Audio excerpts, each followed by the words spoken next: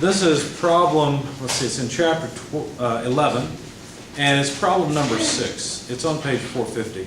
Design a cylindrical pin to transmit the power as in problem 4, but design it so that it will fail in shear if the power exceeds 220 horsepower. So let's see, let's jot some of this down. This is 11-6 essentially. And the maximum power is supposed to be 220 horsepower.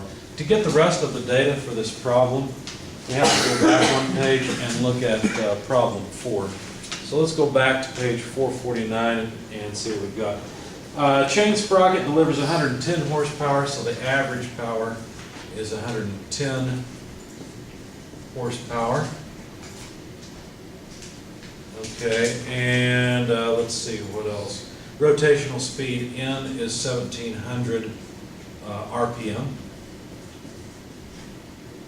What else? The bore of the sprocket is 2.5 inches in diameter. We can write that down. I don't think it'll make any difference for what we're doing.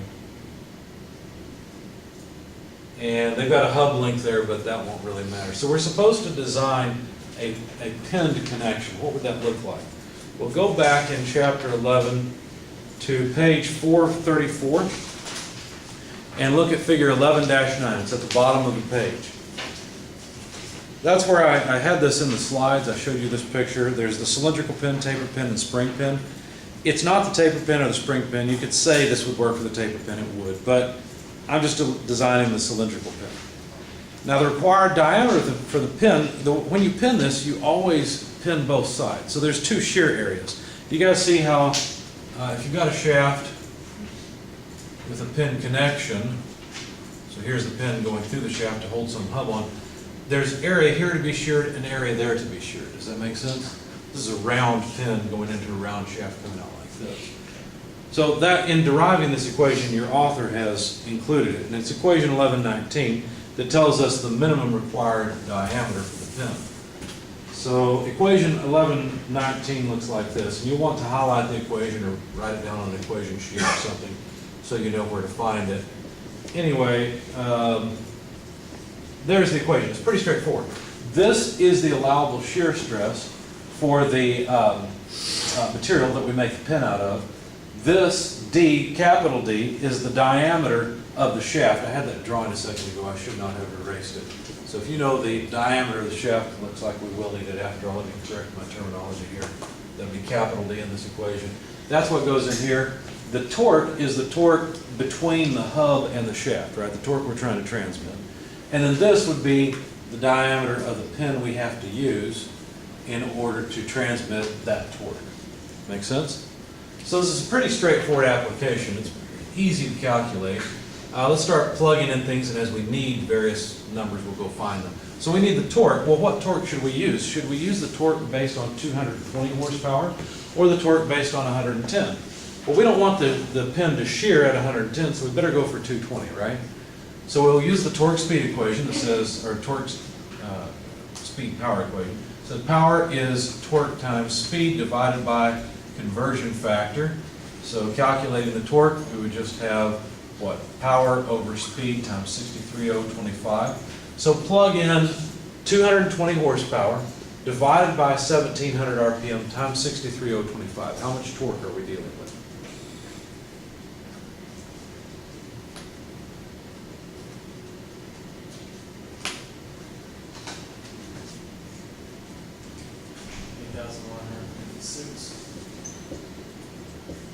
Thank you. Now, anyone second that? Yeah. Okay, thanks. So there's the torque.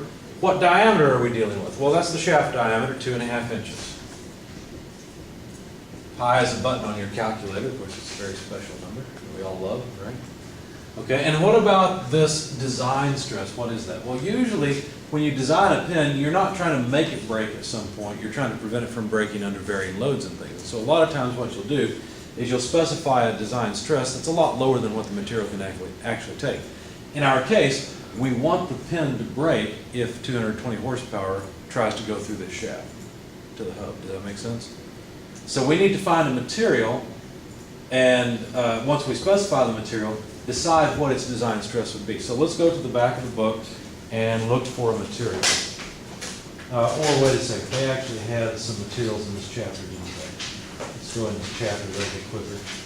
Here we go. Selection of materials used for keys. We could also make a pen out of these materials. So let's just save some time and go to page 428. So let's say we just wanted to use a carbon steel. All right, and let's say that we chose a steel that's 1045 alloy. Is that okay? What is the strength of that key? Now, what do we want to use, the yield strength or the ultimate strength? I think we want to use ultimate because we want it to snap at 220 horsepower. So the ultimate strength, SU, for 1045 is 91 KSI.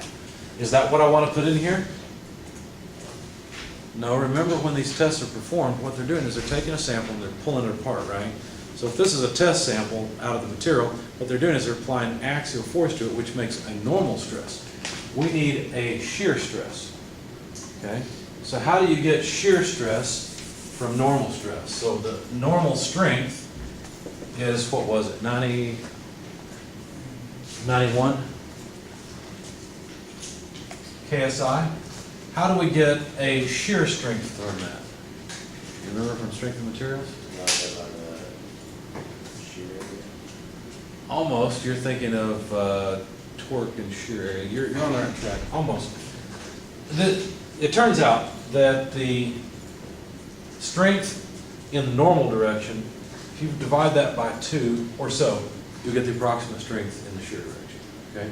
This is 50%. Now, there's a distortion energy theory which says that really this should be 0.577 instead of 0.5, but we're not worried about that for right now. So taking half of 91,000 PSI, which of course is just pounds force per square inch, should allow us to design the diameter. So plug all this in your calculator. I'll work on the units. Let's see. Pounds go away per square inch. Let's see, this is inches. Those cancel. We'll get inches. Yeah, so we'll get inches out of this. So what do you get when you plug these numbers into your calculator?